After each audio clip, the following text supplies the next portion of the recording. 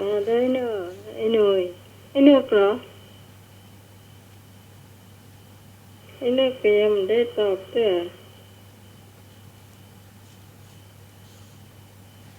โทรเข้ามาได้เลยเนอะ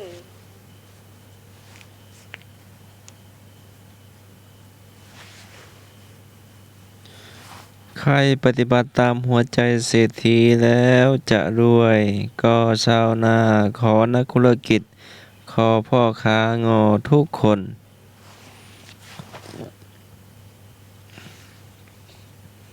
คำว่าศึกษาชั้นตรีตอบทุกคนงองูนะเจ้างองูถูกต้องเจ้าคำถามข้อที่สองที่ปฏิบัติถามว่าคนที่ทำงานแล้วไม่รวยเพราะข้อใดคนที่ทำงานแล้วไม่รวยเพราะข้อใดก็ขยันหาขอขยันดูแลคอขยันประหยัดงอขยันจ่ายคนที่ทำงานแล้วไม่รวยเพราะข้อใดนี่ก็เมื่อยเลยตะกี้ค่ะ เจ้าพี่ไหม เจ้า ข้อสุดท้ายเจ้าขยันจ่าย น่ะค่ะ มีสแตมป์ตัวใดเอาไปที่เสื้อเลยเนาะ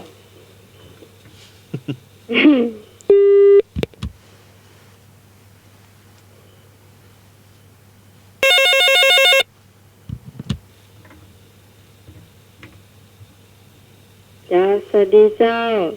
เจ้าน้องไหม แม่นวล เจ้าไม่นอนเอางองูนะเจ้าง องู เจ้าไอ้นึกแม่บุญมาลั่งนอนฟังเพลงฝรั่งน้องใหม่รับกันไปหมดแล้วจ้า แต่ว่าไม่นอนกันหลับละเหรอเจ้า อืม ตอนทายเพลงยังได้ทายอยู่นะสะดุ้งตื่นทำกรรมได้ยินไอ้นึกทำกับข้าวเราเริ่มได้ทายธรรมะสักกัน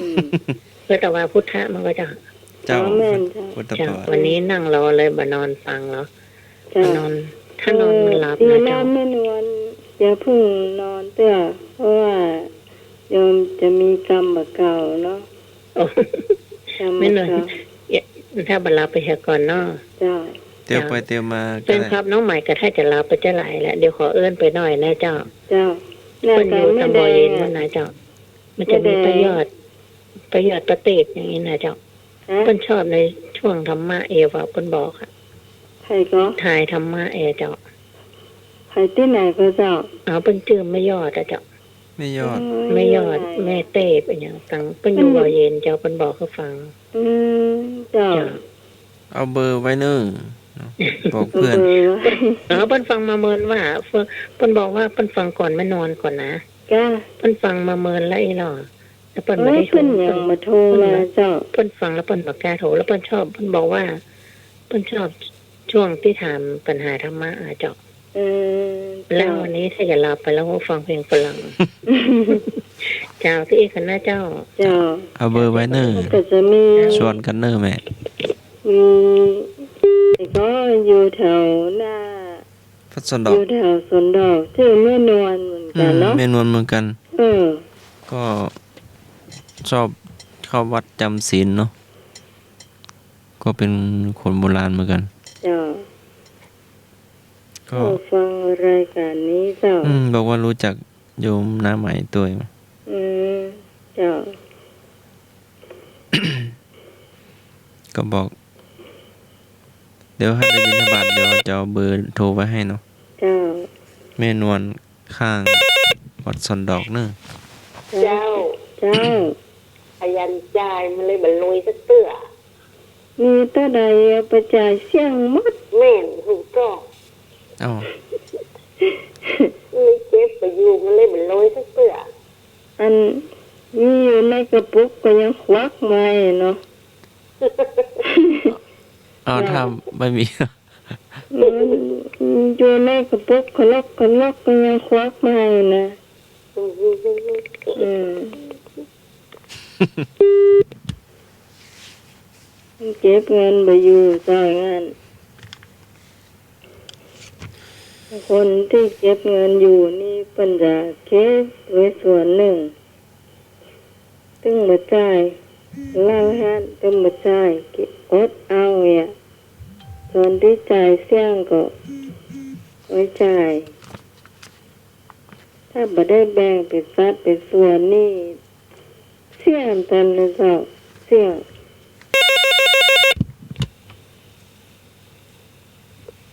เจ้า แล้วพอดีน้องเมา ฮะ พักไปอันงงเลยเจ้า อันนี้เดี๋ยวจากไหนนี่ แม่บัวเขียว อ๋อแม่บัวเขียว เจ้า แม่แดงยังบ่มาเต้นนะ มาแต่ค่ะ จังเจ้า เจ้า เจ้า การถูกป่ะ ฮะ ลูกการมาแต่มือ มาและกะ เจ้า มาแล้ว10 โมงกว่าละ เจ้าดีเจ้า เจ้า เจ้าแม่บัวเขียว คนที่ทำงานแล้วไม่รวยเพราะข้อใด ตอบขยัน ขยันเนาะ จ่าย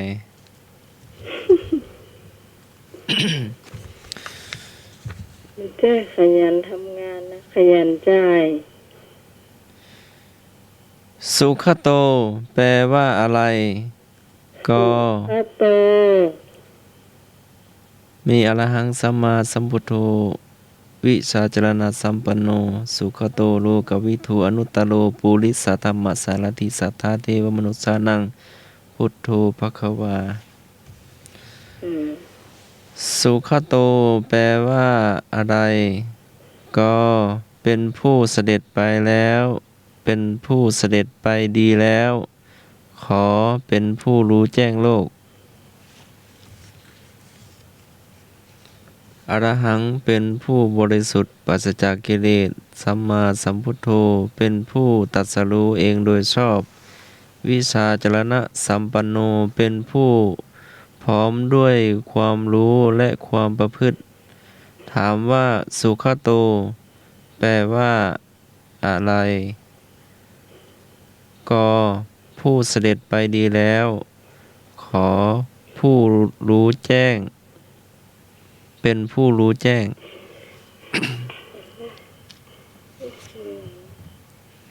มีให้เลือก2 ข้อ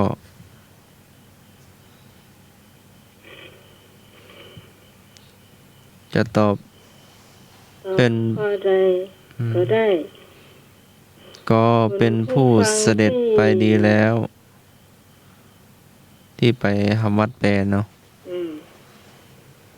มีสวดมนต์อ่ะ เปิด ก็ได้ เปิดดูก็ได้หรือว่า ไปดูได้ จะถามดู Google ก็ได้ เจ้า จะน้องใหม่ ตามแม่นวล จะเป็นผู้ไปดีแล้วจ้ะ ไปเป็นผู้ไปดีแล้ว เป็นผู้เสด็จไปดีแล้วเนาะ จ้ะ แม่ แม่นว แน่ ล นอนจ้ะ แม่นวลสุขโตเป็นผู้เสด็จไปดีแล้ว ท่านนายจะโตยหรือว่าจะ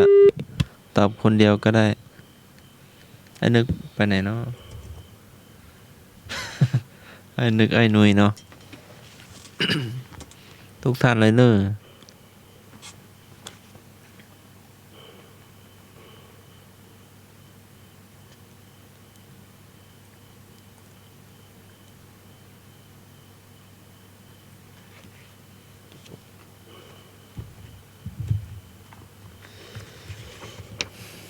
โทรมาได้เลยนะเจ้า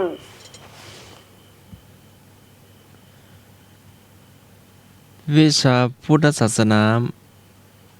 ชั้นมัธยมศึกษาปีที่1 ม .1 ขอโทษ อยู่ม .1 เออ เจ้าก็โรงเรียนก็จะเปิดทั่วประเทศเนาะวันที่1 กรกฎาคม ปิดเทอมเหมือนเกิน เห็นว่าลองลืมเพลงประเทศไทยแล้วอะ อืม บางทีเนาะ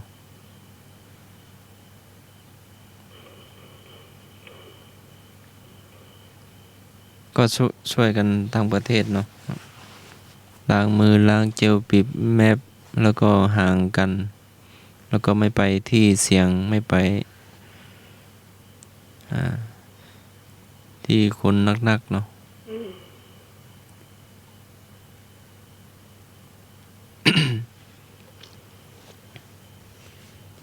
ก็บางที่ก็เรียนทางไกลทดสอบแล้วเนาะบางจังหวัดบางโรงเรียน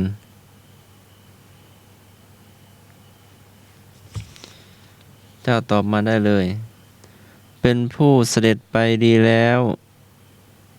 ข้อขอเป็นผู้รู้แจ้ง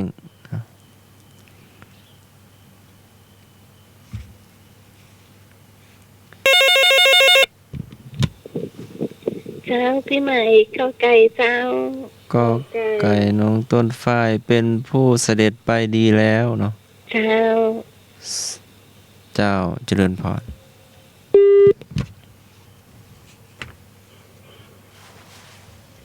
ตอนนี้4:45เนาะคำนี้คำถามสุดท้ายหรือว่าประวัติศาสตร์ต่อ หรือว่าจะเอากรรมเก่า ประวัติศาสตร์วัดเจ็ดยอดนะเอาเฉลยข้อนี้เนาะสุขโตเป็นผู้เสด็จไปดีแล้ว ข้อกอไก่แม่นวลกับน้องต้นฝ้ายเนาะตอบได้เนอะ คำถามประวัติศาสตร์ เทวดาปูนปั้นที่สถูปวัดเจ็ดยอด เมื่อทศวรรษที่เท่าใดกอไก่2530ขอไข่2531เทวดาปูนปั้นที่สถูปวัดเจ็ดยอด เมื่อทศวรรษที่เท่าใดทศวรรษเป็นยังไงทศวรรษนี่หมายถึง10 ปีที่เท่าไหร่ทศวรรษกี่ปีครับทศวรรษ10 ปีอาจารย์พระครูบอก10 ปีที่เท่าไหร่ถ้าศตวรรษนี่100 ปีเนาะน่าจะบ่ผิดนะ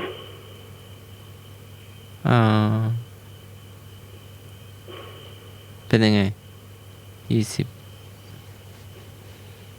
ทศวรรษที่เท่าไหร่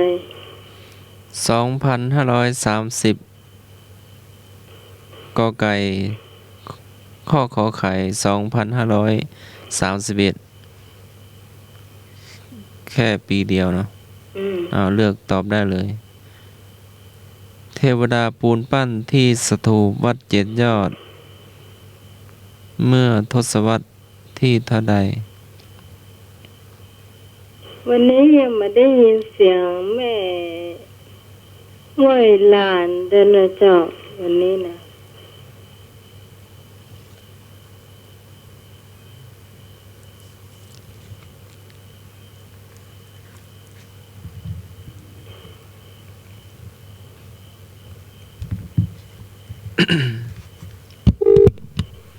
มีก่อนหรือว่าจะ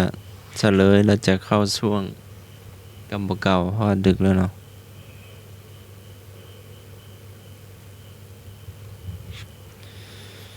ผู้ฟังจะบ่ฮู้เนาะ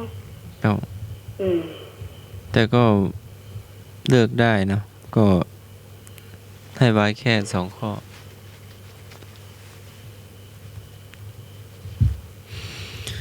เฉลยเมื่อทศวรรษ2530นะเจ้าต่อไปเป็นช่วงกำบเก่า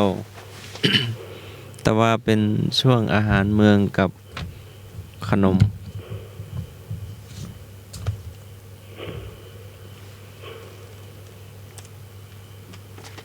กำบเก่า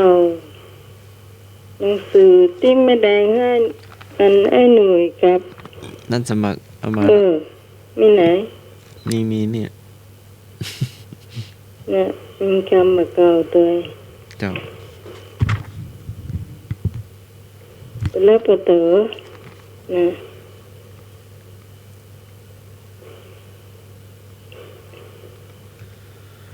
เลือกมาเจ้าคุณผู้ฟังท่านไหน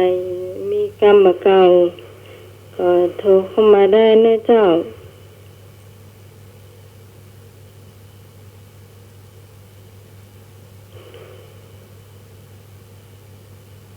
พอ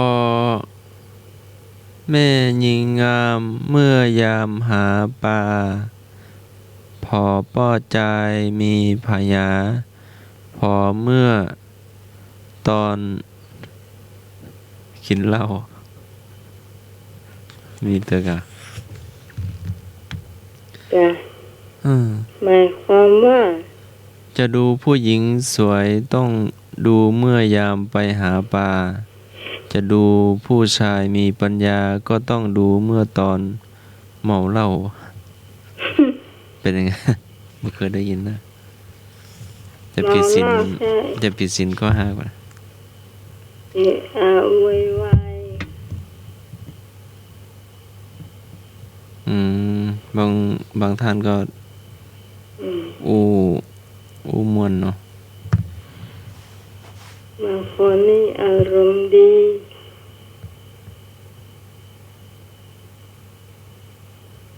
อืม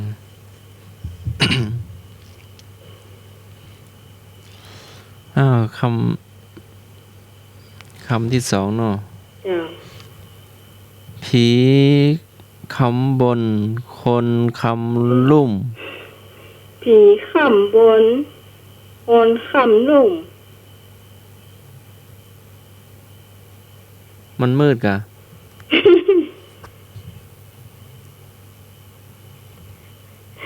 มันมืดมันยามค่ำคืนเนาะ อันนี้พระอาจารย์เคยถามเลยกรรมเก่าเนี่ย พระอาจารย์เคยถาม ผีขำบนคนขำลุ่ม ตอนท่านสมัครไม่อยู่นะกะ ถ่ายเมื่อละกัน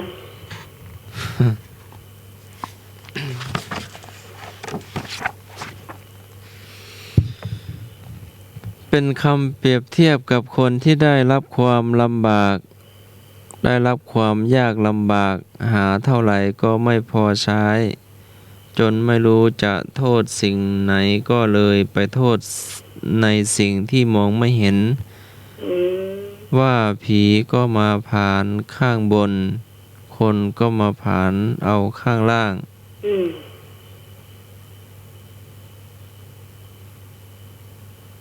โอ้ยโตดไผ่เนาะ โตดตัวเก่าจ้า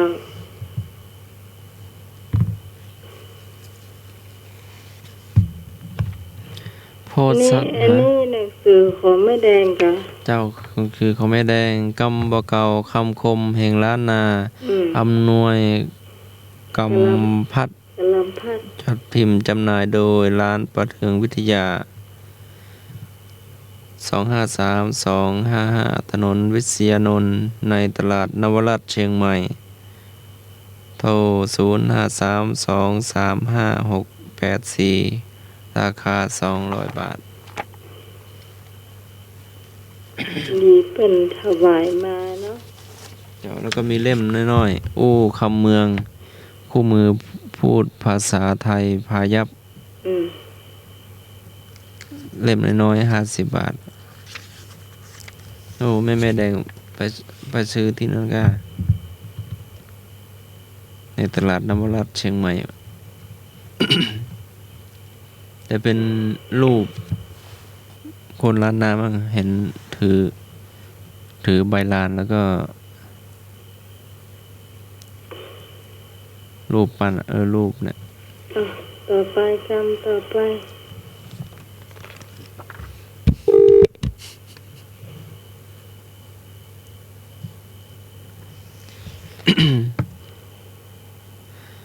ย อย่าเลี้ยงหมาผอมอย่าตอมคนตุกถ้ามันได้ลุกมันจะมาขบหัว อย่าเลี้ยงหมาผอมอย่าตอมคนตุกถ้ามันได้ลุกมันจะมาคบหัว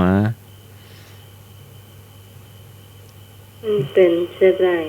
อย่าได้เก็บสุนัขจรจัดที่ผ่านผอมมาขุน ที่ผายผอมมาขุน เพราะมันย่อมจะไม่มาอยู่กับเรา หากว่ามันอ้วนท้วนดีแล้วมันก็หนีจากไป คนที่ยากไร้นั้นก็อย่าได้ไปใส่ใจ ให้ความช่วยเหลือ เพราะวันหน้า หากว่ามันได้ดีขึ้นมา มันก็จะแหวงกัดเอาได้ ก็พิจารณาเอาเนาะ ว่าจะช่วยเท่าที่พิจารณาเห็นสมควรยังไงเนาะ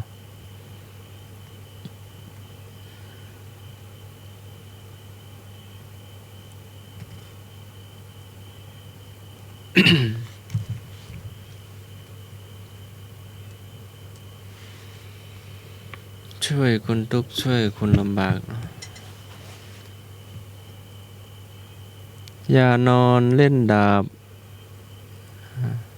อย่าเลี้ยงไก่วงศาอย่าเลี้ยงหมาพี่น้อง อย่าเลี้ยงไก่วงศาอย่าเลี้ยงหมาพี่น้อง ท่านว่าไม่ควรนำเอาไก่ของญาติมาเลี้ยง เพราะมันจะทำให้เกิดปัญหาขึ้นมาทีหลังได้ สุนัขของพี่น้องก็เช่นกันไม่ควรที่จะนำมาขุน เพราะทีหลังมาจะทำให้เกิดเรื่องผิดพ้องหมองใจ เพราะสุนัขตัวเดียวนั้นขึ้นมา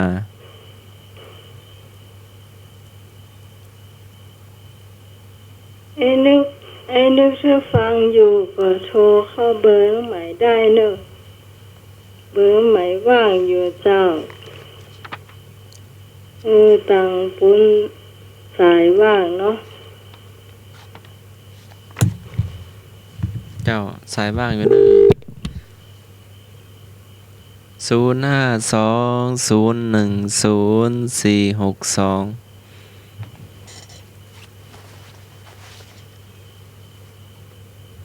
เดี๋ยวให้เบอร์ตังปุ้นมันว่างเนาะ เจ้า เจ้า หลวงพี่ปีชาก็ได้เนาะพระเถรานุเถระแม่นวลโยม7 ยอดโยมชนบุรีก็ฟังอยู่เด้อส่งเม็ดเสร็จมาเนาะ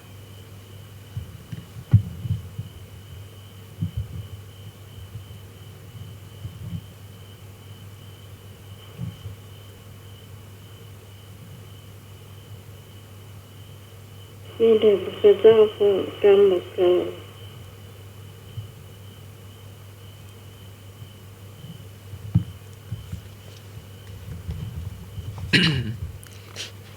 เงียบไปหน่อย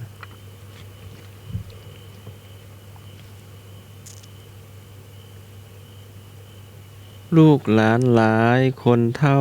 ตายยาก จ้าแม่ ลูกหลานมีมากมายแต่ปล่อยให้พ่อแม่มีความเป็นอยู่อดอยากไม่มีใครดูแลและเลี้ยงตอบแทนพระคุณท่าน ฮัลโหล แม่ไปโทรเข้ามาเข้า ฮัลโหลไอ้นึกเนาะฮัลโหล เจริญพร ตอนนี้อยู่หน้าใหม่แล้วเนอะ เกมหัวตัวก็ได้ นมัสการครับผมแฟนพันธุ์แท้ครับ อ้าวแฟนวันแท้ว่าจะได้ วันนี้อันคนทำกับข้าวที่ไหนกันหมดอ่ะ อ๋อ วันนี้ วันนี้ มีคนทำกับข้าว วันนี้เป็นกรรมบ่เก่า บ่เก่า แต่ว่าเป็นกับข้าว เลยเนี่ยวันเนี้ยเงียบปิ้งเย็นเลย วันนี้เป็นกรรมบ่เก่านะ เจ้า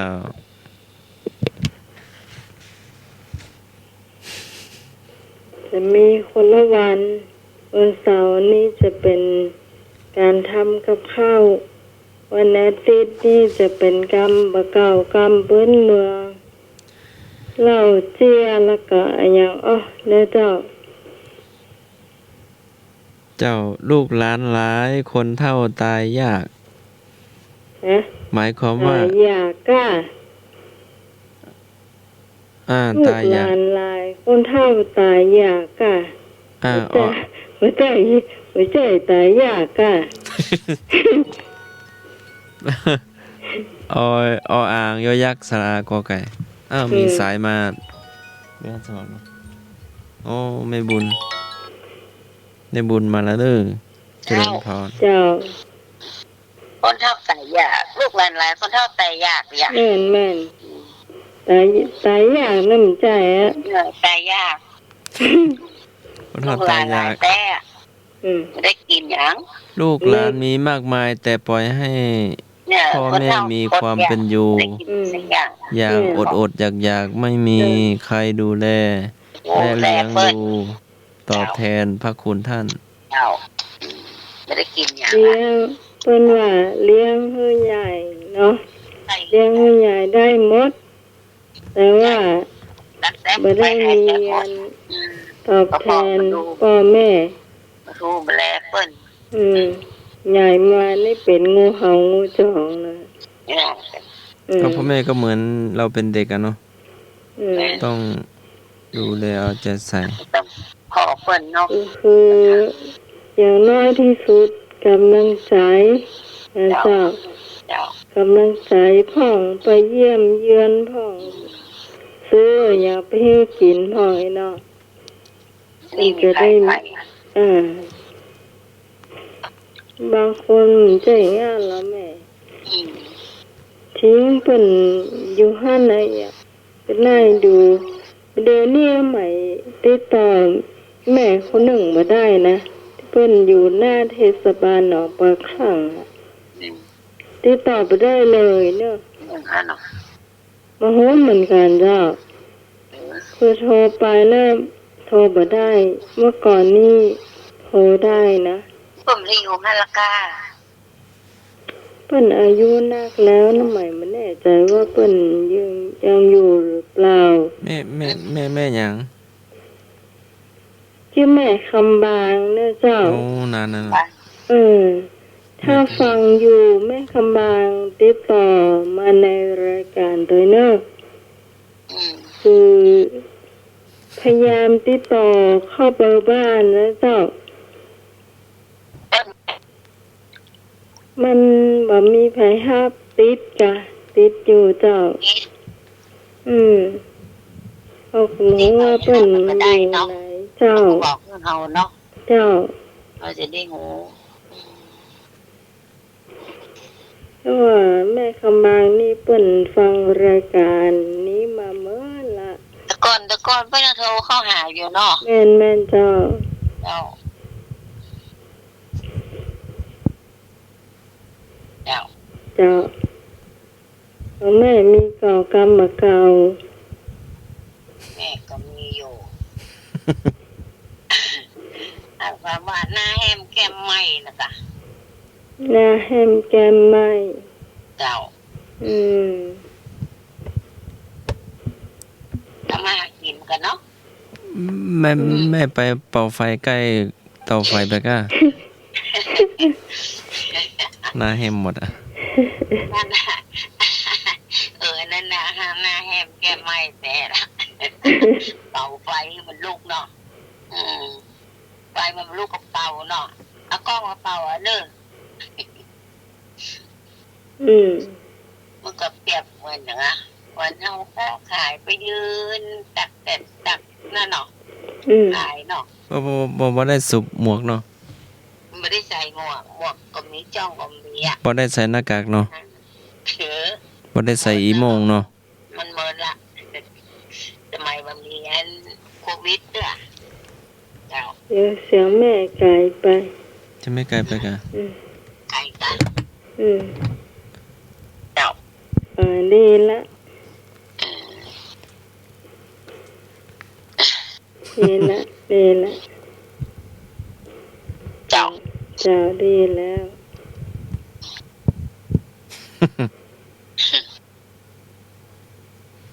ยืนขายของดักแดดหน้าแฮมแก้มไหม อืม ขายก็บดีอ่ะเนาะยืนเนี่ยเนาะ อืม ขายพ่องไม่ได้ขายพ่องนะ เจ้า จะเหมือนไปเดียวเนี่ยเนาะ อืม ทำง่ายกับเดียวอ่ะโอ้ก็มีสตางค์ซื้อกัน เจ้า ก็เหมือนไม่แลนี้น้องใหม่ได้ยินพระครูโสพลปริยัติเป็นอูเนาะว่าเป็นออกจากวัดพระสิงห์มา เออ แล้วไปซื้อของโอ้มันน่าเชื่อว่ามีคนรอห้าของน่าขนาดเลยอะเนาะ โอ้แถวยาวไปถึงนอกวัดเลย จ้ะ บ่เคยหันเนาะ อืม อืม นี่นะ เจ้า เจ้า อืมที่ไหนที่ไหนเปิดแจกของก็ไปเนาะ เจ้าไฟกันเนี่ยเปิ้นน้ำไปแจกจะไปนั่งท่ากันน่ะตักแดดฮ้อนนั่นน่ะ ก็ว่า อืม แจกกี่โมงบอกแจกตอนเย็นแต่มารอ8 โมง ก็ว่า โอ้ มา แจก มา อย่างก็มา8 โมง มาเอาขวดน้ำมาเอารองเท้ามาเอาหมายไว้ก็ มานั่งรอถึงลูกถึงเต้า อืม พอมาแล้วอาจจะไม่พออิ่มก็แล้วมาเอาอีกรอบอ่ะ มันกล่องเดียวมันไม่อิ่มหรอก โรงเดียวไม่อิ่มกันยังไงบ่ฮู้น่ะ มาเห็นรอบว่าจำหน้าบ่ได้ก็ประกาศว่าอ๋อ รอบเดียวก่อนนะ ที่วัดสุดอกกะ บางทีก็บอกว่าเอาไปให้พ่อเด้อเอาไปให้แม่ มาบ่ได้ก็มี แม่นพอดีคนเฒ่าฟอมอยู่บ้านเนาะ อืม โอ้มีสายมาเนึง เจ้า เจ้าอะไรเจ้า นมัสการครับผมแฟนทำแล้วครับ ว่าใดมีอย่างห้อง มีกรรมเก่าบ่ ต้นอันนี้แจกอันนี้ต้นได้บุญแบบเนาะเอาได้บุญได้กุศลเลยเนี่ยต้นแจกอันหมู่คนยากคนจนเนี่ยเนาะ โอ้มา ได้ กัน ได้ นะ มีอาหารกินอย่างดีเลยนะเนาะครับนมัสการครับ จ้า เนี่ยนึกว่ามีคู่ของ มาแก้ง่วงเนาะ ว่าวันใดมันได้มาถ้าจะนอนไม่หลับแล้วเนาะ อืม แต่ว่าเกิดจุน้องใหม่วิ่งประจำอืม ตอนไหน แต่ว่า นะโอ้แม่รู้เรื่องละ กับข้าว อืม อืมกับข้าวนะพี่พรกำลังทำกับข้าวมาสอนเพื่อนนะ อืม อืม ไอ้นุ้ยรับไปละไอ้นุ้ย ให้หนูบอกว่าเป็นยำหัวานจะต้องไปส่งเจ้านายก่อน เออ อืม เวลาไปธุระเพื่อนกัน นะคะ เจ้าเนี่ยศาสนาค่ะอ่านต่อ ให้ถามต่อนะ เจ้า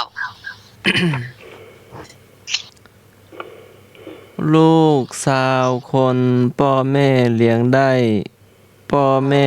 2 คนบ่มีไผเลี้ยง แม่น เนี่ยอันนี้ก็คือ อืม เหมือนตะกี้อะ คล้ายเดียวกันนะ คนโบราณลูก20 คนลูกอะลูก พอ สาว ลูกนักเกิดก่อน ลูก สมัยก่อนเพิ่นมียาคุมเนาะ ลูก14 คน พ่อแม่เลี้ยงให้เจริญเติบโตและส่งเล่าเรียนได้ แต่พ่อแม่เพียง2 คนเท่า ลูกเลี้ยงบ่ได้ ลูกๆคนไหนก็ไม่มีใครจะเลี้ยงดู ไปกันเนาะไปอยู่จะกว่าแต่แม่ก็ ไปสั่งได้ก็ลูกคนนั้นผมว่า ไปอยู่ตัวคนนั้นเถอะอย่างคนก็บอกว่าไปอยู่ตัวคนนั้นเถอะไปหาจังใดคนใดก็มาเอามาเลี้ยงเพิ่น แม่คือบ่ค่อยยอมรับว่าแม่ตัวใดคือว่าไปแล้วนี่ก็พักใสไล่ส่ง ไปหาลูกคนนั่นเหรอที่ได้เมียคนรวยอ่ะพ่อแม่เขาไปหาไม่ใช่ว่าไม่ใช่พ่อใจแม่ไล่ออกบ้านนะเนาะถ้าเป็นลูกกูออกไปอ่ะลูกจกก็ได้ตายเหรอเจ้าใช่นมัสการครับผมแฟนพันธุ์แท้ครับ โอ้จะไปรบกวนนักเถอะ มันเป็นยังไงมาเสริมมาเสริม ไปแล้วเจ้าแฟนพันธุ์แท้แบบเนี้ยแฟนพันธุ์เทียมแล้วโทรมากวนบ่อยๆนะ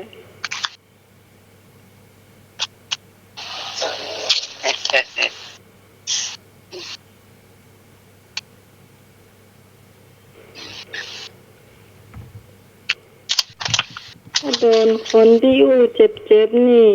ไม่ได้เนอะไม่ได้เข้าละบล็อกเลยนะ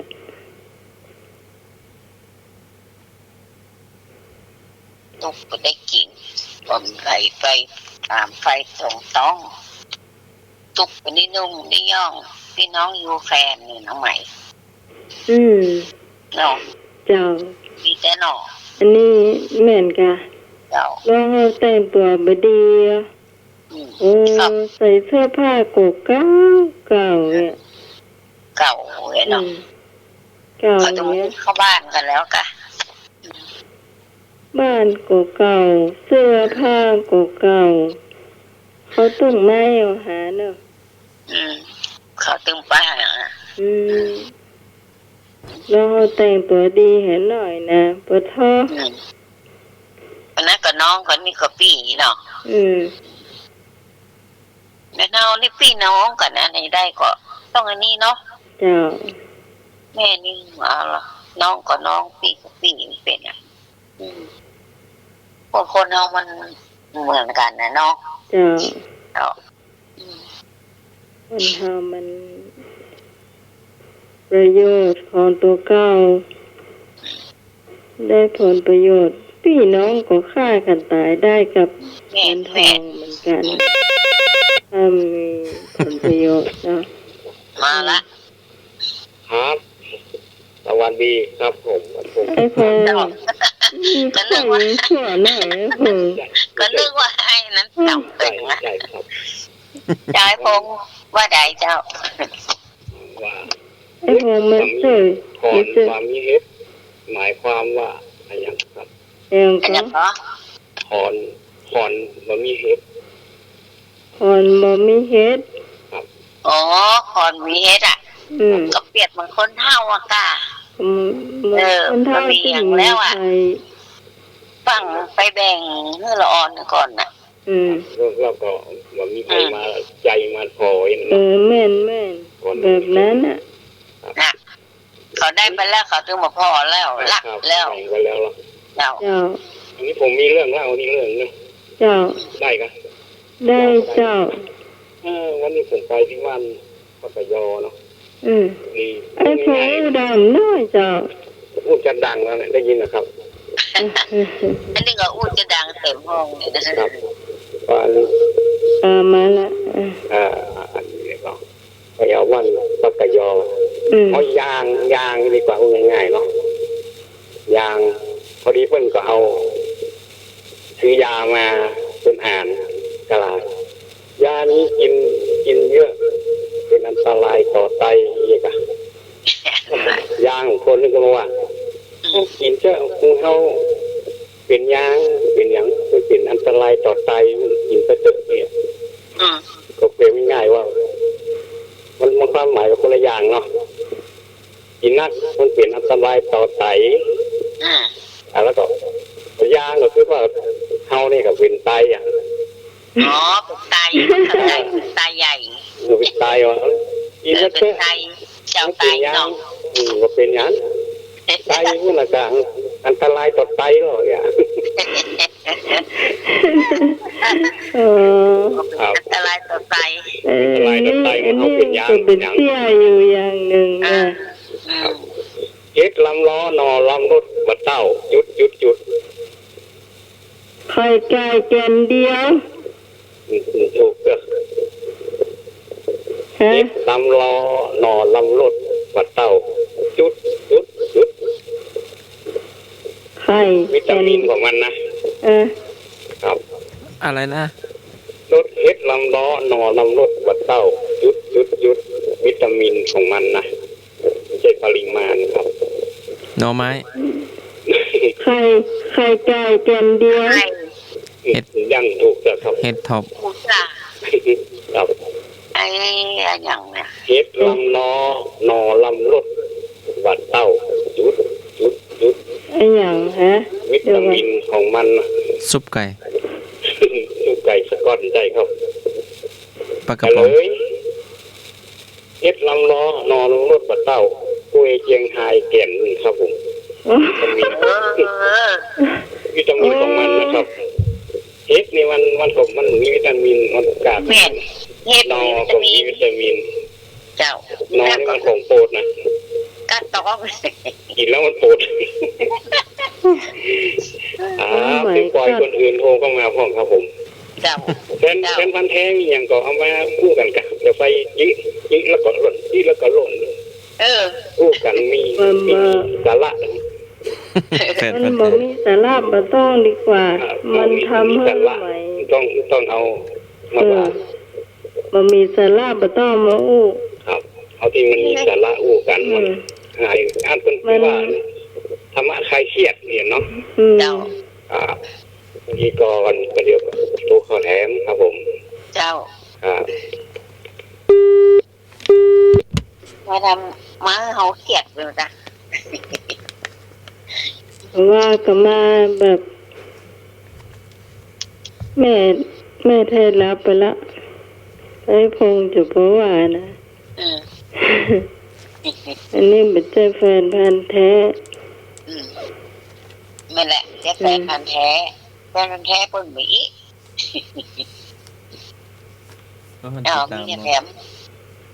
ติดตามตลอดติดตามแต่ว่ากวน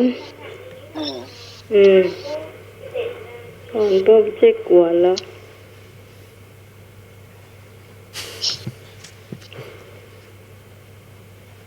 ไอ้ยังจุดได้เนอะอย่างกะจุดได้เลยไอ้อย่างเนอะแป๊บเต่าเจียนฟ้ายิ่งค่ะยิ่งกว้างอย่างแป๊บเต่าเจียนฟ้ายิ่งค่ะก็ยิ่งกว้างอย่างฮะแป๊บเต่าเจียนฟ้าเจียนฟ้ายิ่งค่ะยิ่งกว้างเป็นของใจเนาะยิ่งผ่ายิ่งกว้างยิ่งค่ะยิ่งกว้าง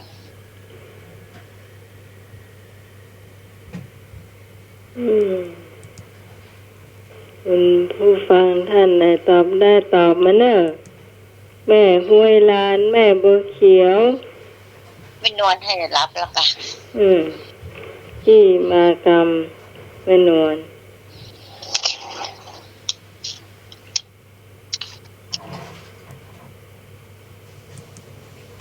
ไม่แดงได้ยินเราเนี่ย วันนี้แม่แดงหายแซ่บนะส่วนมากวันติดแม่แดงบ่ค่อยได้โทรเข้ามา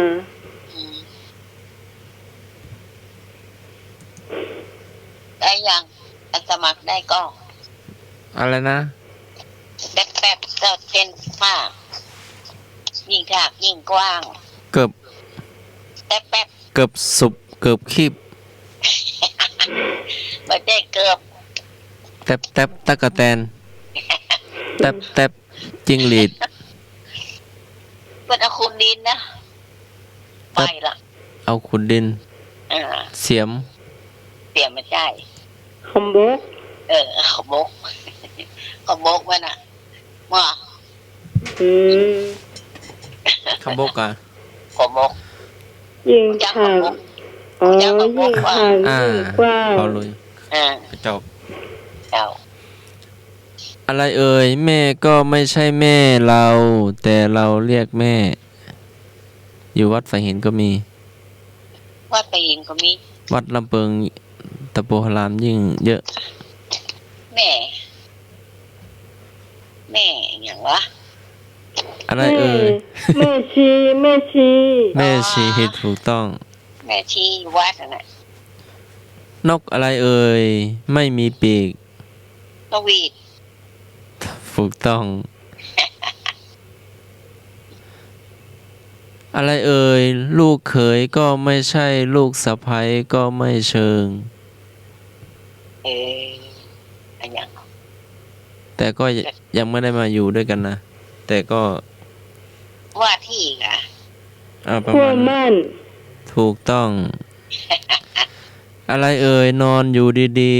ๆ คนชอบบี้ขี้เล็ดบีบแล้วยังโดยเซ็ตบ่นว่าเผ็ดแต่ใช้ได้ ว่าเนี่ยชัด อะไรเอ่ยนอนอยู่ดีๆ คนชอบบี้ขี้เล็ดบีบแล้วยังโดนเช็ดบ่นว่าเผ็ดแต่ใช้ได้ อยู่ในห้องน้ำถ้าไม่ใช้นี่ปากก็มีกลิ่นอ่ะ ยาสีฟัน เจ้า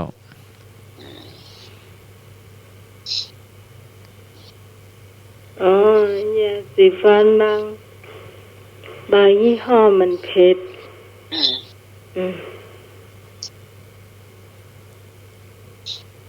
อะไรเอ่ยชักออกมาดำเข้าไปแดงมีแสงไฟ ไม่ขีด เจ้า อะไรเอ่ยตัวอยู่นาตาอยู่บ้านอยู่นากัดข้าวอยู่เหย้ากัดฝา ตะปู เจ้า ตาปู ตะปูอ่ะ อยู่นากัดข้าว อยู่เหย้ากัดฝาเอาอยู่นากัดข้าวได้ไง มันเป็นปูอันนั้นปูแต้ อ๋อ และปูนา ปูแต้มันมีจิ้มหรอ มันกัดข้าว กินข้าว กัดหัวเข้าปุ๊ดเลยเนาะ อัน เอา อ ปุ๊บ ยู่บ้านนี่เป็นเล่ม ปูนะ ตีฝ่าตีฝ่า เป็นเล่ม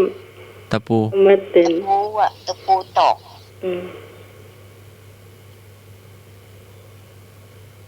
อะไรเอ่ยปิดหัวแล้วร้องไห้ มีสายมา ครับผม แล้ว อะไรเอ่ยน้องนางวันนากับเทพธิดาลอย น้ำพริกน้ำปูกะ ฮะ น้ำพริกน้ำปู น้ำปูกับหน่อไม้ นกบานดัง ยองดัง เบตตา ครับถูกต้องง่ายดีเนาะ อะไรเอ่ยบิดหัวแล้วร้องไห้อายพงษ์ ปิดหัวแล้วร้องไห้หน่อไม้บอ ใช่ปะ ยังบ่ใจอยู่ในครัวเรา อยู่ในครัว วิทหัว บิดหัวแล้วร้องไห้มันต้องบีบมันเนาะ ปิด มันถึงจะ ปิด ร้องไห้ ปอปาสลีโดนปิด อ๋อโปะวิทฝาโคตรอันอย่างนั้นกับวิทไอ้มัน ถ้าเราไม่ปิดมันก็นานสุกอ่ะไม่ได้กินข้าว หม้อแกง ครับมันเก่งถูกต้องเนาะ ฮะหม้อข้าวเดือด อันเดียวกันหรือเปล่าหม้อข้าวแกงกับหม้อข้าว อันเดียวกันแล้วกันครับ อันเดียว ข้าว กัน แกงเดือดนะอันเดียวกัน อะไรเอ่ยไม่เล็กไม่โต อ้ายเจ๊กเอามาขาย อ้ายไทยจับได้ยัดใส่รู หืม ไม่ละมุกนะ ไม่เล็กไม่โต สมมติว่าผ้าสบงหัดสมัครขาดอย่างเงี้ย เย็บเข็มกะ รูเข็ม เข็มเขียนเย็บผ้า เจ้า อะไรเอ่ยขาวเหมือนปีกนกยางมีแต่รังไม่มีไข่ ขาวเหมือนปีกนกยาง ขาวเหมือนปีกนกยาง มีแต่รังไม่มีไข่ เหมือนรังนกกะ ยัง มันจะเป็นตอนนี้ถ้าตอนร้อนๆอ่ะถ้าไปนาไปไล่ไปเนี่ยก็จะใส่อะไปบนหัว กะ หมวก หมวกก็กุ๊บกะ และนี่ว่างอบนะ งอบ ถูกก่อน กุ๊บ งอบนี่เคยอะ งอบงอบกันนะกะกุ๊บวะ กบ กุ๊บ กุ๊บ กุ๊ กุ๊บนี่แปมอย่างเหรอ กุ๊บ เป็น เป็น ตะ อย่าง แล้วตะก้อนน่ะ ที่ ง เอา อบ มา ก็เป็นอย่างเนาะ มโหงอบนี่น้อง งอบมันน่ะ ที่ภาษาสารเนี่ยนะอย่างกับมันกุ๊บนี่จะไผ่ห้อง งอบนี่ภาษาไทยมันก็ อืม ภาษากลางอ่ะ งอบอ่ะอย่างคนเมืองนี่ห้องกุ๊บอ่ะ อืม เอออืม อะไรเอ่ยไม่มีตีนปีนต้นไม้ ไม่มีไส้กินคน ไม่มีขนสะบัดปีก โอ้ ข้างคาวเหรอ ไม่มีตีนขึ้นต้นไม้ได้อะอย่าง งู งูไม่มีไส้ไล่กินคนอยู่ในน้ำ ไส้ไล่กินคน กินเลือดกินเลือดเราอะ ปิงปิง หญิง เจ้าไม่มีขนสะบัดปีก มีคนสะบัดปีก ส่วนใหญ่จะอยู่ในวัดวันโกนอะ ขยัน ตุ เนาะ ตุเจ้าตุลุงจะเอามาปรงผมอะ จะมาปงผมมีดโกนกะ ไม่มีขนสะบัดปีก ไม่มีไม่มีโกน ไม่มีขนขนนกไม่มีขน อืมอืม อะไรเอ่ยหน้าสั้นทนหนาว หน้ายาวทนร้อน อ๋อปากกับน้ำบวยอ่ะ เจ้าบวยกับกระจาวอะ อืมเต้าตะแกง กับบวยกับกระจา เออก ระจานี่เป็นยังไง ตักน้ กำบักเก่าเนาะ ำทำมาเกามา เอากรรมกรรมมา จ่ายอย่างอ้อนนี่แหละจุดๆเนี่ย จุด โอ้ยหนึ่งหายไปไหน หรือว่าจะ เออ เล่า นึก เจ ก่อนนั่นมาละ มาแล้วครับกาอันยังอดฮ้อนครับ โอ้ หา โอ้โห ครับ ฮะ กาอันยังอดฮ้อน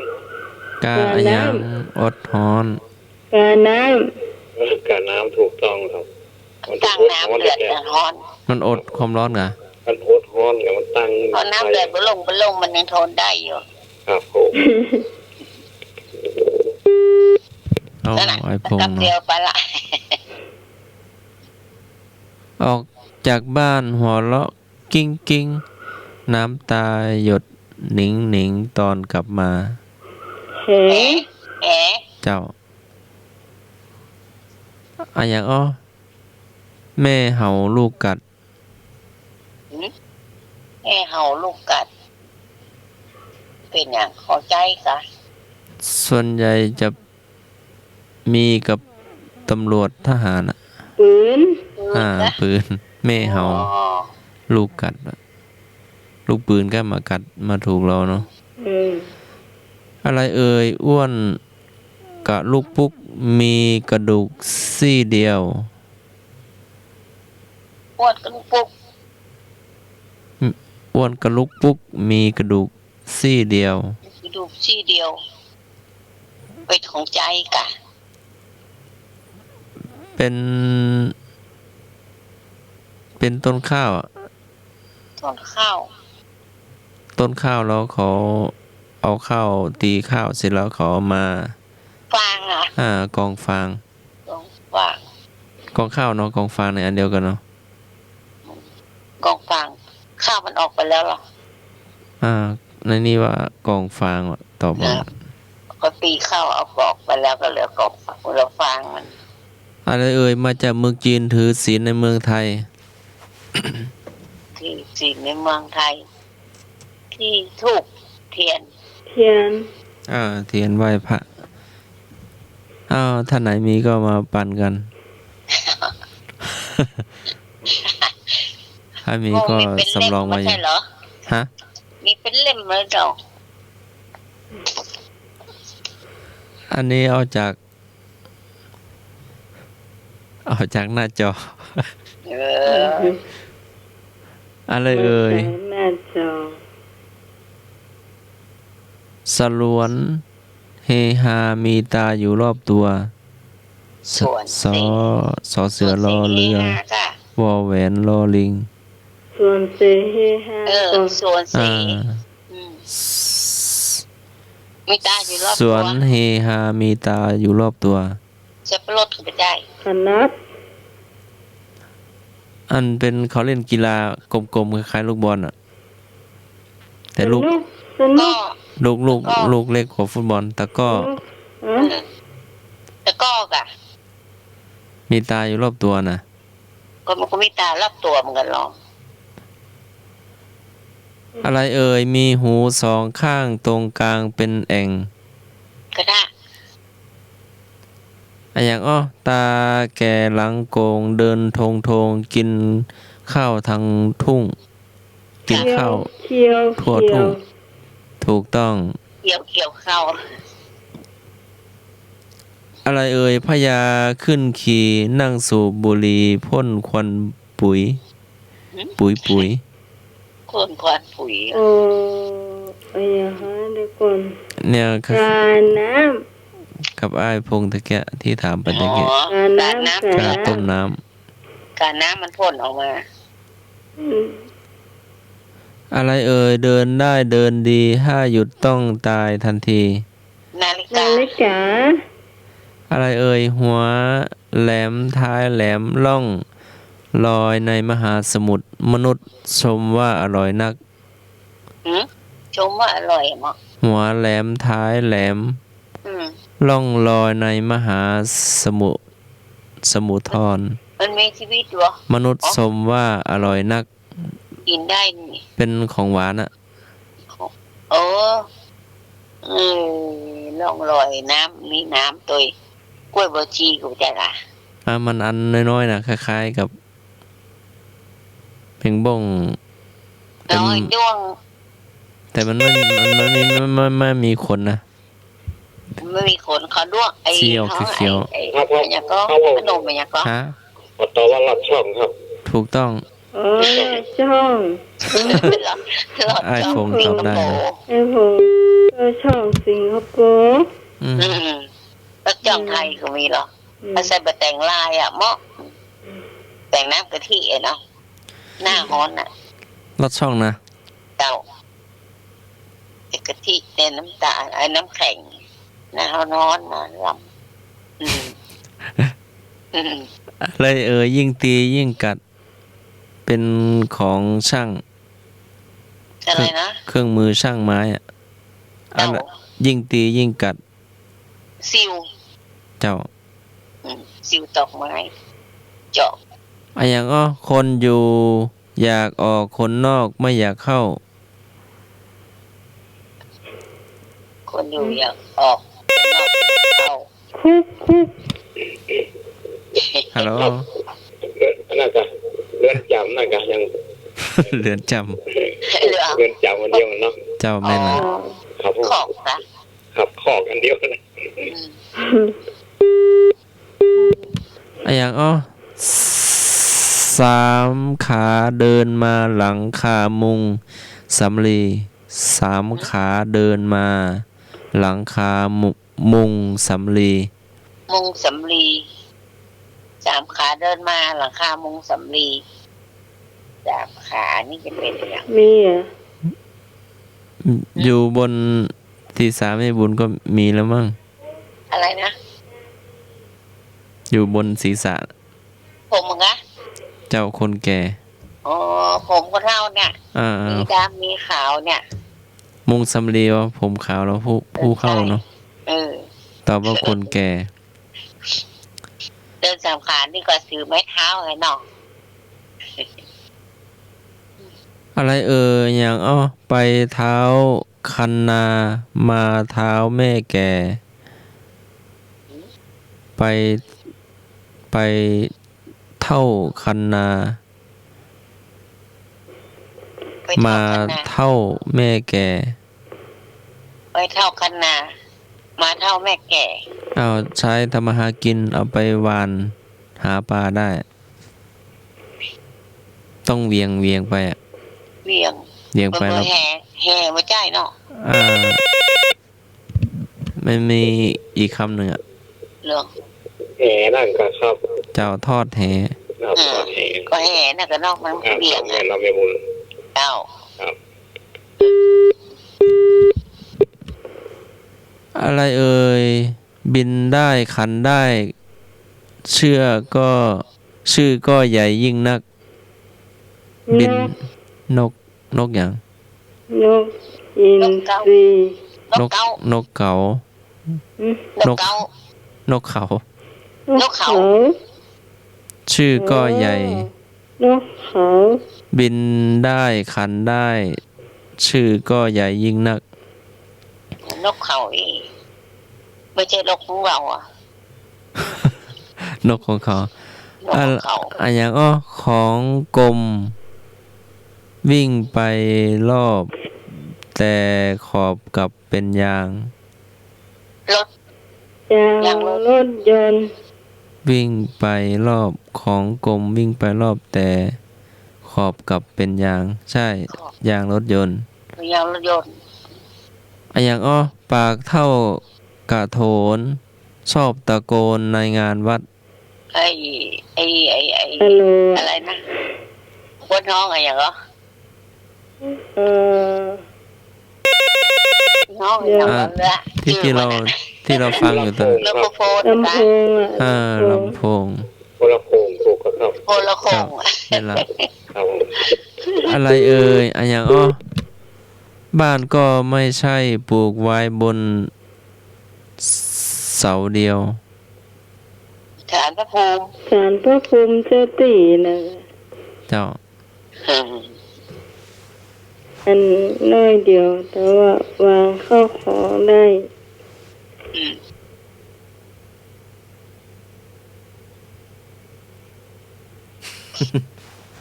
ใครบอกว่าอย่างแถม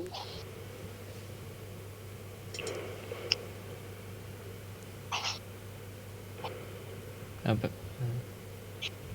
ทำอะไร อาจารย์กำลังหาอะไรอยู่ใช้เมาส์อันเดียวกัน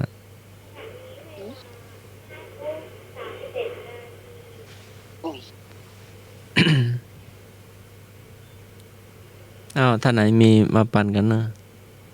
มีเรา แม่ เที่ย แม่ เลย ไข่แซ่บ มีให้เราเที่ยแล้วปะเนี่ย มีโรเจ๊ก่อน ไม่มีเนอะแต่สมัครมีไหม คนเล่าเจ้ามาหันมีมาหันมา ไอ้เนกกลมไอ้หนุ่ยก็หายแซ่บ อืม เที่ยก็ไม่ได้ฟังไอ้อย่างผมไม่ฟัง เปลี่ยนกันเนาะแต่ว่าหายวันนี้หนุ่ยหาย อืม อย่างไรอ๋อ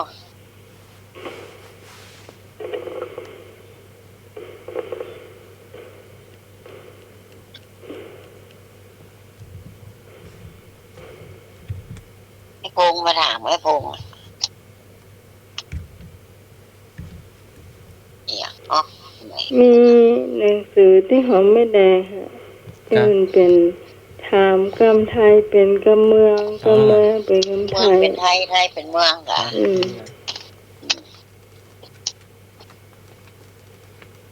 ก็รู้ว่านี่ อากรรมว่าอย่างไร มีไปเลยอ่ะ ครับ ไปไหนมาให้กะ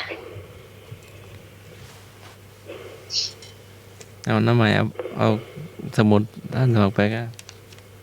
โอ้ว่าไปเลย อ่าเจอแล้วอยู่ใน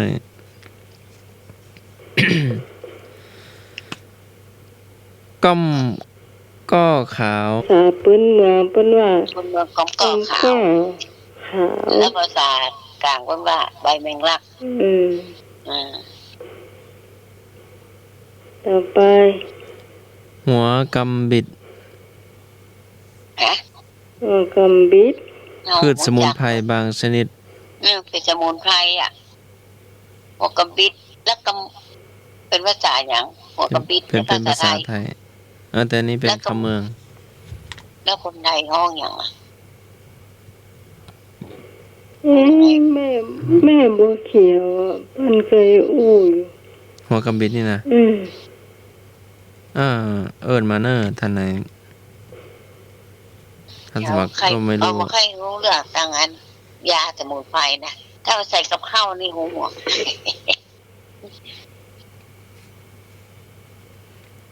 ไอ้ยาลากทำไม มาแล้วมาช่วยกันละ หัวกระบิดนี่เป็นเจ้า คำนี้มาตอบนะครับจะถามครับ จ้า เสนอคำว่าคู่ ฮะ คู่ คุ โค คู่ครับ โคตีข้าวกะ เมื่อไหร่กเทียนติดตูลุงยองโดนเอากลุ่มหลังจากติยิงนะครับคู่ตีเข้านะครับที่เพื่อนนั้นอยู่ในแล้วก็หาบมาน่ะเนาะ โอ้ โคตีข้าว อันใหญ่เนอะ ใหญ่ เพื่อน กัน เอาเพื่อนเอาจ้างหรือคู่ตีเข้านี่กันเนาะ เจ้า สมัยเป็นละครเก่า ตีปุก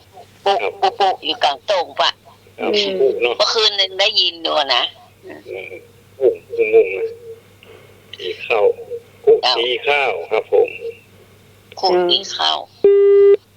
วันบ้านน้องก็มี เจ้าสมัยจะอ่อนนักอาหารน่ะ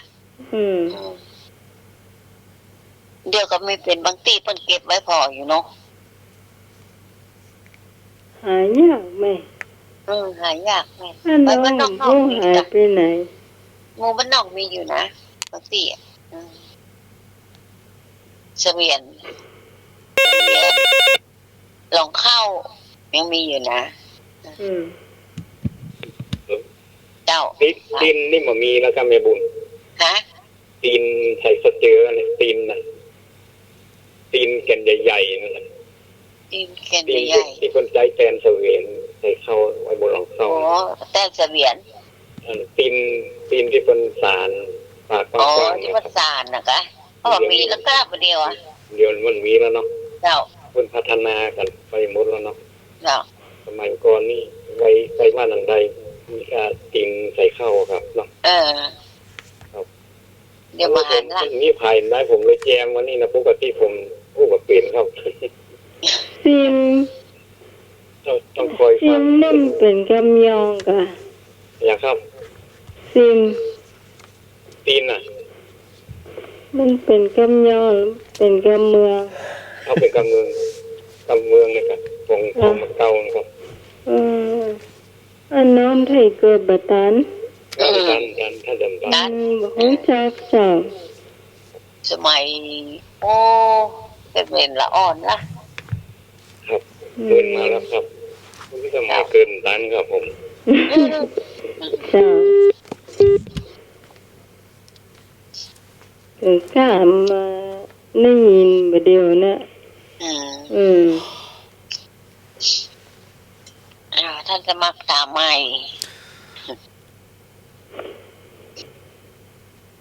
อะไรเอ่ยเขยาวก่อนเก็บ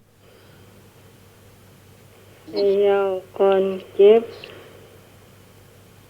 เขี เป็ ย น วก่อน รถ หืม บัตรรถประจำทางอ่ะ อ๋อที่เก็บกระเป๋ารถอ่ะที่เป็นเก็บ เจ้า อ่ะ กระเป๋ารถมีเก็บเงิน กระเป๋าที่เป็นถือนะกระเป๋าเก็บสตางค์นะกะ อะไรเอ่ยกดหัวท้องป่อง กดหัวท้องป่องอันนั้นว่าเคยได้ยินอยู่นะนึกว่านะ สาแหลกเป็นยังไง ฮะ สอสาสระแอหอหีบรอเรือกอไก่ แสลก เจ้า เคยนะ แสลกนี่เป็นเอาหาบของบ่ โอ้น้ำเพิ่นบ่แม่อธิบายไว้ให้อะหยังอ๋อกลางวันใช้กัน ไปทุกมุมห้อง กลางคืนเชิญน้องไปไว้มุม ไม้กวาด เจ้าอะหยังอ๋อกินทางก้นออกทางปากตะกี้ที่ต่อไปอ่ะ กินแต่ก้นออกทางปาก เรื่อย มีอันน่ะกับตำรวจทหารน่ะ อ๋อปืนนั่นน่ะ ปืน เจ้า อ๋อ อะไรเอ่ยกินมากคายน้อย กินมากทายน้อย ส่วนใหญ่จะมีในโรงเรียนมีในสำนักงานมีในวัดก็มี กินมากไอ้ทายเอก มี สาร นักเรียนกับมีนักกับนักเรียนกับครูเยอะ ปาก ทายเอก า สาร ปากกา ปากกา เจ้ากินมากคายน้อย อะไรเอ่ยกลมๆเป็นมันคนใช้ทุกวัน ชื่อของมันหน้าหัวอะอย่างก็กลมๆเป็นมัน คนใช้ทุกวัน ชื่อของมันหน้าหัว ชื่อของมันน่ากลัวเหรอ หน้าหัวเนี่ยอยู่ในอยู่บนบนคอเราขึ้นไปเนี่ย เขาเรียกว่าอย่าง บนคอผมอ่ะ เลยคอเราขึ้นไปเนี่ย ทั้งหมดเรียกรวมๆอ่ะ หัวเนาะนะ หัว อืม อะไรเอ่ยเกิดมาทั้งทีไม่มี เกิดมาทั้งทีมีแต่ตา เกิดมาทั้งทีมีแต่ตา สับปะรด มันคอไป แห สนามฟุตบอลแล้วมีอันเนี้ยเขาไปใส่ไว้อะ ตะข่า ตะ ย ข่ายจ้าตะข่าย ตาข่าย อืม อะไรเอ่ยเกิดเพราะไฟหายไปเพราะลม เกิดเพราะไฟหายไปเพราะลม ควันไฟ เจ้าอะอย่างอ้อเก้าอี้สามขาพญาขึ้นขี่ใส่หมวกกำมะหยี่สูบบุหรี่บุย โอ้ ว่านั่น อัน จะ นั้น กะ ก็ ประกาศนะ ตะกี้อ่ะเกิดตะกี้ขอถาม เป็นคำตอบอันเดียวกัน อืม เอออืม อะอย่างอ้อกว้างใหญ่สุดตามีลิ้นเท่าฝ่ามือ ก็ใหญ่สุด เท่า ตา ฝ่ามือคน กว้างใหญ่สุดตา อยู่ในทะเล ลิ้นทะเล เจ้าเป็นยังไงไม่เคยเห็น ลิ้นทะเล เขาเอามาทำมาอย่างนะลิ้นทะเลเนี่ย ไม่เคยอ่ะแม่ เป็นยังไงหน้าตามัน ไม่เคยอ่ะมันคืออะไร มันเป็นยังไงเนาะ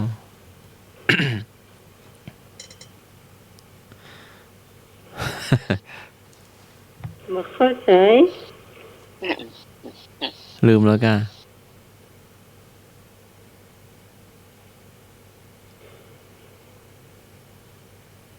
ม อะอย่างอ้อขึ้นแต่ตี8ฝนตกตากแดดตี18จึงลงธงชาติไทย อ้าวทำไมรู้อะ ฮะธง จะไม่ ชาติ รู้ ขึ้นแต่ตี8ไม่ใช่8 โมงอ่ะ อืม อันนี้มันเขียนว่าตี8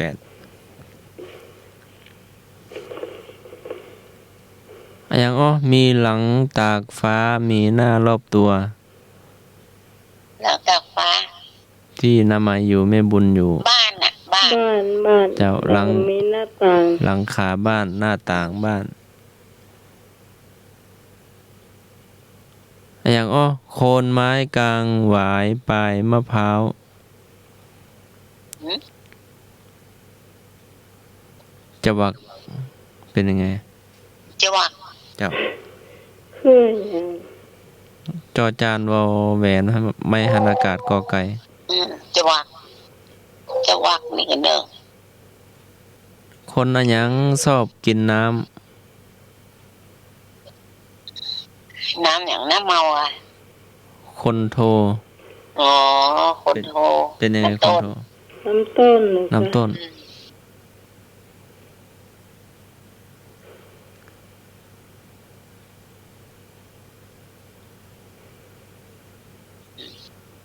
อะอย่างอ้อ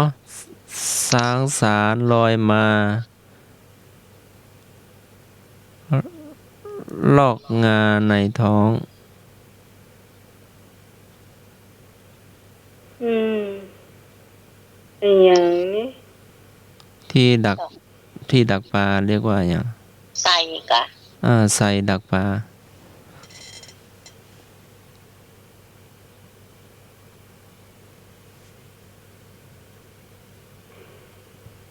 จะหมดเวลาน่ะ ช่วงอำลาแล้วก็ อืม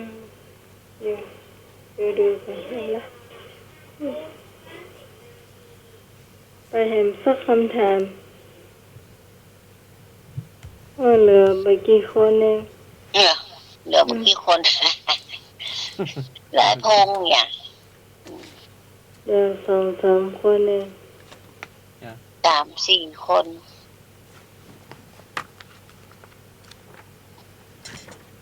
แต่ข้อที่มันยากๆหน่อย ได้นะเอาเป็นจุดๆแล้วนะเพราะอาจารย์ใส่เมาส์อยู่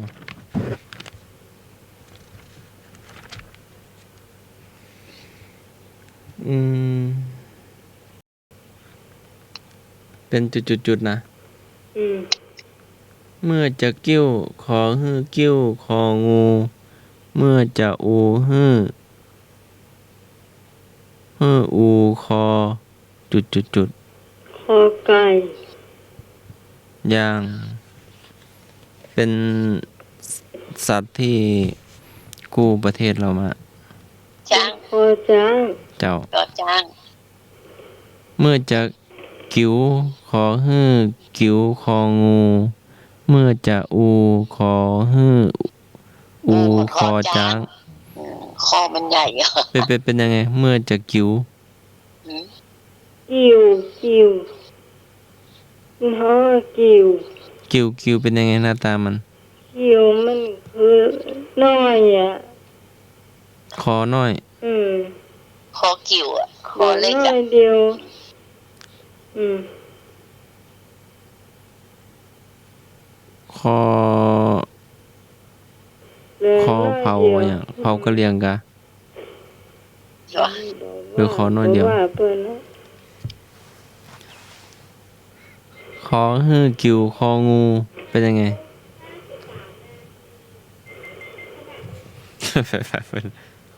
ขออภัยนะก็เห็นใส่เหล็กกลมๆอะ กิ่ว ก็เข้าใจว่างั้น เอาแหมกะ อืมคงจะพอได้แล้วเนาะ53 นาทีจ้า หรือว่าจะเอาอีก หรือว่าพอละ พอแล้วเนาะ อีก6-7 นาทีเนาะ เจ้า ช่วงอำลาเนอะ ลาเนาะเจ้า อื่นก็ไหว้สาท่าจ๋าไหว้สาท่าจะมักจ้ะสวัสดีน้องไม้ จ้า สวัสดีไอ้พงษ์ตัวเด้อสวัสดีทุกคนที่มารับมานอนเสาร์หน้าปากันใหม่เนาะ จ้า เจ้าสวัสดีเจ้า เจ้า เจ้าแม่บุญ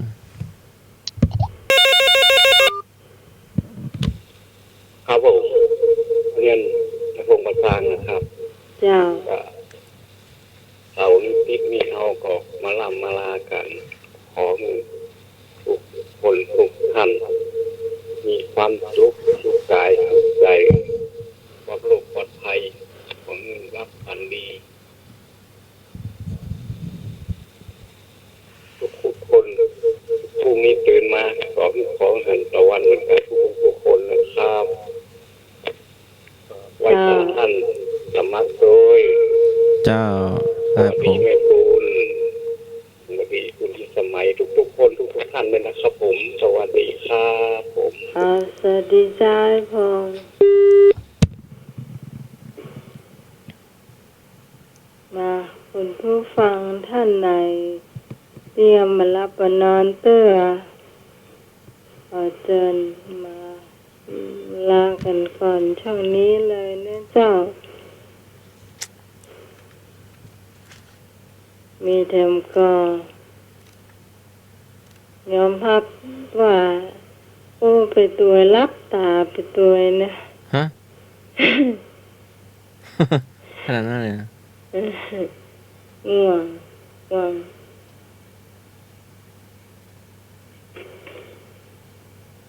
จะถ้าบ่มีใครก็ท่านสมัครกันแล้วกันเนาะ เจ้า กะเลยยะโยคะคังทุวะมัปปะมัตโต ผู้ไม่ประมาทควรทำความเพียรให้แน่วแน่ อืม ค่ำคืนนี้ผิดพลาดประการใดก็กราบขอสมาอภัยพระเถรานุเถระครูบาอาจารย์ด้วยหนึ่งไหว้พระสวดมนต์ภาวนาหยาดน้ำรักษาศีลหลับฝันดีตื่นมาเป็นสุขหลับเป็นสุขขอเจริญพร จ้าสำหรับคำคืนนี้ขอบคุณคุณผู้ฟังที่อยู่เป็นคู่กันมาถึงช่วงท้ายของรายการนะเจ้าเราจะมาพบปะกันใหม่เสาร์อาทิตย์หน้าตั้งแต่3 ทุ่มถึงเที่ยงคืนสำหรับวันนี้น้องใหม่พร้อมทั้งทีมงานธรรมะไคลเครียดนะเจ้าลาคุณผู้ฟังไปก่อนสวัสดีเจ้า